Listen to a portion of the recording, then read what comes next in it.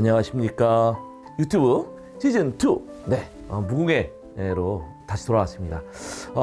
이번 주에는 무엇이 궁금한가 이렇게 질문을 좀 받으려고 했는데 또 질문이 안 와서 또 성경에 또 여러 가지 궁금증들이 있을 텐데 제가 나름대로 성경을 읽으면서 궁금했던 것들 또 그것들을 여러분들에게 좀 알려드리면서 이 무궁해를 이끌어가 보도록 하겠습니다. 이번 주제는 골리앗은 누가 죽였을까입니다. 많은 분들이 골리앗을 누가 죽였을까? 그러면 도대체 무슨 시몬이 무슨 말을 하나? 뭐야? 골리앗을 죽인 건 누구죠? 다들 아시잖아요. 다윗이라고 다 알고 계시잖아요. 그죠? 네. 그러나 저는 과연 골리앗은 다윗이 죽였을까요? 정말로? 저는 그걸 여러분들에게 한번 묻고 싶습니다. 네. 자, 다윗이 골리앗을 죽인 것에 대해서는 이야기는 있어요. 그 이야기는 있어요. 그러나 과연 성경 안에서 보면 골리앗을 죽인 사람은 잘 몰라요. 답을 먼저 말씀드린다면. 왜냐하면 자 사무엘기 상권 그 다음에 17장에 보면 실제로 다윗이 골리앗을 죽인 이야기는 있어요. 그래서 보면 이스라엘이 골리앗의 도전을 받게 되고 그리고 다윗이 골리앗을 쳐 이기고 다윗이 또 사울 앞에 나가서 그 사울의 어떤 그 딸이죠. 딸과 이제 결혼할 수 있는 어떤 조건들이 벌어지는 이러한 여러 가지 것들이 이야기는 있습니다. 그 이야기가 있어요. 그 이야기들을 보면 자, 첫 번째 다윗이 골리앗 쳐 이기는 이야기가 있지만 그 밑에 다윗이 사울 앞에 나가는 이 두 이야기가 잘 보면 이상해요. 뭔가 이상해요. 자, 보실까요? 자, 첫 번째 다윗이 골리앗을 쳐 이기는 이야기예요. 거기에 보면 다윗이 사울에게 그러니까 이제 골리앗이 이스라엘 뭐 군사들한테 뭐 이렇게 모욕적인 이야기를 했던 모양이죠. 그랬더니 다윗 사울에게 아무도 저자 때문에 상심해서는 안 됩니다. 임금님의 종인 제가 나가서 저 필리스티아 사람과 싸우겠습니다라고 이야기를 해요. 그러자 사울이 다윗을 말려요. 자, 너는 저 필리스티아 사람에게 마주 나가 싸우지 못한단다. 저자는 어렸을 때부터 전사했지만 너 아직 소년이 아니냐. 그럼 말려요. 그랬더니 다윗이 임금님의 종은 뭐 아버지의 양떼를 뭐 쳐왔으면서 돌 하나 갖고 뭐 사자도 죽이고 뭐 곰도 쫓고 뭐 이랬다고 막 얘기를 해요.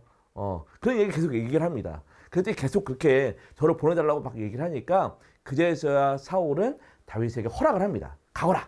주님께서 너와 함께 계시길 빈다라고 하면서 그러면서 사울이 자기 군복을 다윗에게 입힌 다음에 머리에 또 청동 투구를 씌워주고 또 몸에는 갑옷도 입혀줬어요. 굉장히 둘이 굉장히 가깝죠. 그리고 자기 칼도 다윗의 군복에 채워줬어요. 그랬더니 다윗이 이건 자기가 해본 적이 없다 그래서 그걸 다 벗어 던지긴 해요. 굉장히 다윗과 사울이 서로 굉장히 친밀한 관계를 갖고 있죠. 그죠? 굉장히 둘이 서로 잘 알고 있습니다. 그죠? 그래서 이러한 것 안에서 이제 그 사울이 갑옷을 입혀줬지만 그러다 뿌리치고 다윗은 당당히 골리앗 앞에서 나가서 돌팔매 한 해로 딱 쳐서 죽입니다. 그죠? 그래, 분명히 다윗이 그렇게 했어요. 사울과 깊은 관계 안에서 뭐 했어요. 그죠? 자, 두 번째입니다. 그래서 다윗이 골리앗 쳐 이긴 다음에 다윗이 사울 앞에 나아가요. 자, 그랬더니 어떻게 되느냐? 사울은 다윗이 그 필리스티아 사람을 향해서 나아가는 것을 보고 군대 장수 아브네르에게 이야기합니다. 아브네르, 저 젊은이는 누구의 아들이요? 하고 묻습니다. 아브네르가 임금님의 목숨을 두고 말씀드린다만 저는 아는 바가 없다라고 이야기를 해요. 이게 도대체 무슨 얘기예요? 그죠? 분명히 앞에서 사울이 다윗에게 군복을 입혀줬는데 그 군복을 자기가 쓰던 칼까지 딱 줬는데 그걸 뿌리치고 갔단 말이에요. 그만큼 사울과 다윗이 굉장히 가까웠는데 정작 다윗이 골리앗을 이긴 다음에 딱 봤더니 사울은 다윗을 몰라요. 이게 도대체 무슨 내용인가요? 이게 뭐지? 자, 결국 이것들을 본다면 두 이야기가 서로 상반된 이야기를 갖고 있죠. 이 얘기는 성경이 바로 편집되었다는 흔적이 드러나는 내용이기도 합니다. 그래서 이렇게 너무 앞뒤가 안 맞잖아요. 그래서 우리가 전 시간에도 사본에 대한 얘기를 제가 잠깐 말씀드렸는데 이 바티칸 사본에서는 그리스어 성경 사본 안에서 이 17장 12절부터 31절과 또 41절 또 50절과 55절과 56절 이 부분들이 빠져 있어요. 왜냐? 그것들이 내용들이 모순되기 때문에 그래요. 그러니까 이러한 편집 작업들이 있었다는 것이죠. 명확하게. 사본에서도 그런 편집 작업이 있었다는 거예요. 그러니까 결국 이 편집의 흔적들을 어떻게 알 수 있느냐? 아마도 두 이야기가 있었을 것 같아요. 하나는 이사이의 가족 이야기예요. 무슨 얘기냐? 이사이 가족들 중에 이제 형들이 3명 있었는데 그 형들이 출세를 하려고 이제 전쟁터에 뛰어들었습니다. 사울의 전쟁터에. 그런 가운데 막내 아들이 가서 결국에는 막내 아들이 그 전쟁에서 승리를 하고 막내 아들이 결국 사울의 딸과 결혼하는 내용. 아마 그 이야기가 있었던 것 같아요. 그리고 또 하나는 이 다윗이 어떤 이스라엘 백성의 어떤 소년이 어떤 그 필리스티아 사람이라고 하는 거대한 장수를 이긴.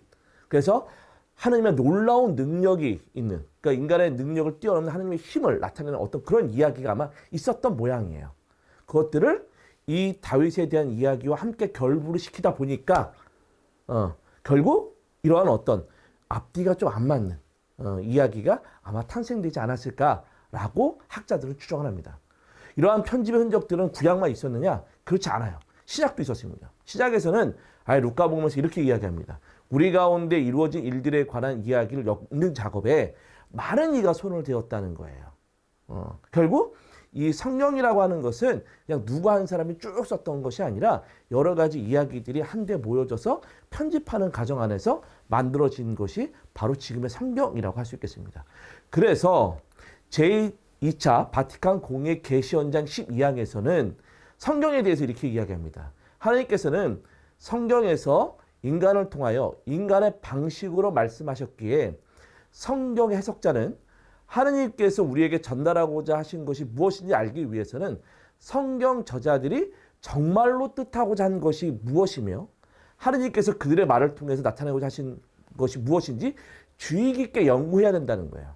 그래서 성경 저자가 글로써 주장하고자 한 것을 올바르게 이해하기 위해서는 당시에 쓰던 그 지방의 고유 사고방식과 또 언어 방식, 또 설명 방식, 또 사람들이 상호 교류에서 관습적으로 사용되는 방식 등등등 여러 가지 것들을 면밀히 검토해야 성경 저자의 내용들을 잘 알 수 있다는 거예요. 그렇기 때문에 성경을 모든 성경의 내용은 뭐 비유로 감춰져 있다는 둥, 또 성경을 문자 그대로 믿어야 한다는 근본주의적 태도는 성경을 제대로 바라보지 못하는 내용이기도 합니다. 또 하나, 이 골리앗이라고 하는 갓 출신의 투사를 다윗이 이겼어요. 그죠? 다윗이 이 골리앗을 이겼단 말이에요. 그러나 다른 성경 기사들을 보면 다른 부분들 성경들을 하면 과연 그럴까라고 의문점이 생기게 됩니다. 왜냐하면 사무엘기 하권 21장 19절에 보면 곱에서 필리스티아인들과 다시 싸움이 일어났는데 베들레헴 사람 야알의 오르킴의 아들 엘하난이 갓사람 골리앗을 쳐 죽였다는 거예요. 그죠? 우리는 분명히 사무엘기 상권 17장에서는 다윗이 골리앗을 쳐 죽인 걸로 되어 있는데 사무엘기 하권에서는 엘하난이 쳐 죽인 걸로 되어 있어요.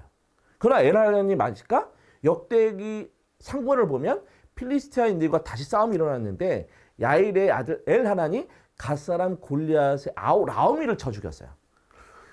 그러니까 결국 성경만 본다면 골리앗을 죽인 인물은 제대로 알 수 없어요. 역사적인 기록으로 따진다면 정확하게는.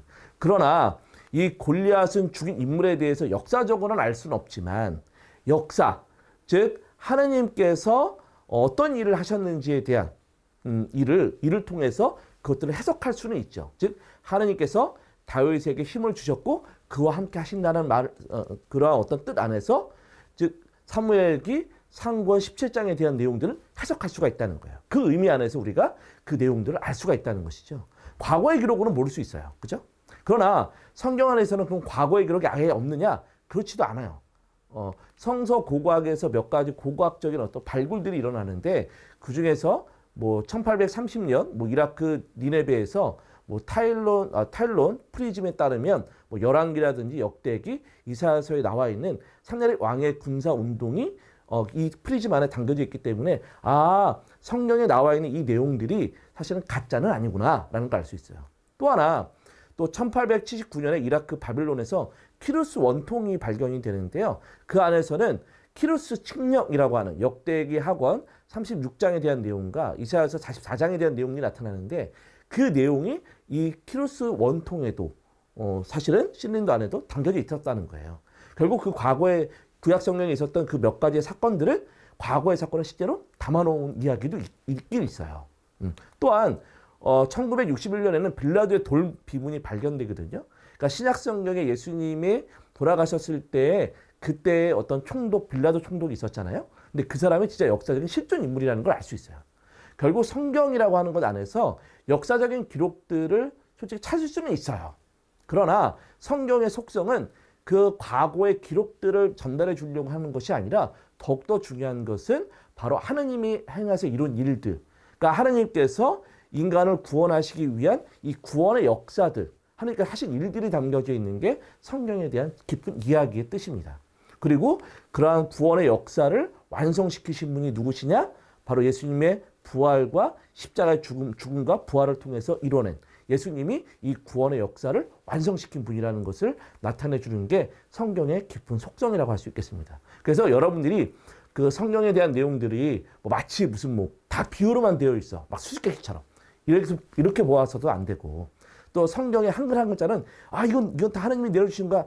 야, 이거는 되게 중요한 거야. 라고 하는 근본주의적 입장도 조금은 성경을 바라보는 관점에서 좀 어긋난다라고 볼 수 있겠습니다. 그래서 여러분들이 성경을 바라볼 때 과거의 기록으로 바라보기보다는 하느님께서 인간의 구원을 위해서 어떤 일을 하셨는지, 그래서 그 안에서 저자의 의미들을 찾아내고자 노력한다면 성경을 읽는데 조금은 도움이 되지 않을까라고 생각이 듭니다. 네. 그런 다음에 또 하나 성경은 아까 구원의 역사를 완성하신 분이 바로 예수 그리스도이시잖아요. 그래서 예수 그리스도가 우리에게 알려준 자비와 사랑의 하느님의 관점 안에서 성경을 제대로 읽으실 수 있었으면 좋겠습니다. 그러면 다음번에 또 다른 주제를 갖고서 무궁에 다시 돌아오도록 하겠습니다. 여러분들 구독과 좋아요, 알림 설정 부탁해요.